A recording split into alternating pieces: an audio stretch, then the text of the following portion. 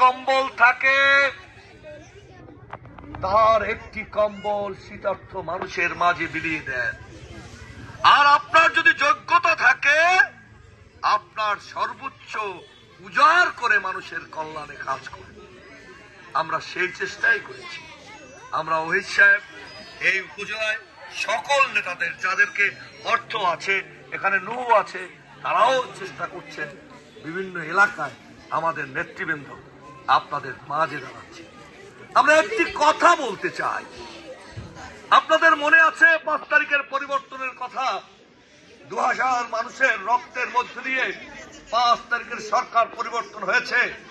তার আগে 17 বছর আমরা জেল জুলুম হুলিয়ায় ছিলাম। আক্তার সাহেব বলেছে ঘরে ঘরে কম্বল দিয়েছে, এর মধ্যে আরো একটি মেসেজ ছিল, ইচ্ছা করলেই এভাবে প্রকাশ্যে দেওয়ার সুযোগ আমাদের ছিল না। আমরা ভালো কাজ করলেও আমাদেরকে পিটিয়ে দিত, আমরা খারাপ কাজ করতাম না, তারপরেও আমাদের পিটিয়ে দিত। আজকে আমি একজন শিক্ষক মানুষ, আমি শিক্ষক কর্মচারী ঐক্য জোটের কেন্দ্রীয় নেতা। আমরা স্কুল কলেজের খবর রাখি। আজকে এই শশীর স্কুলে এসে মনে হলো উন্নয়ন কি সব চোরের দল নিয়ে গেছে?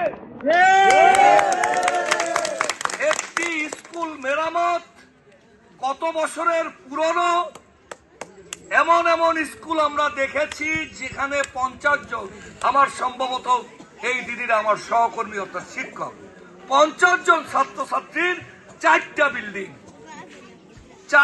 বিল্ডিং, 50 জন ছাত্রছাত্রী একটি মাধ্যমিক বিদ্যালয়, যার 13 জন মাধ্যমিকে পরীক্ষা দিয়েছে।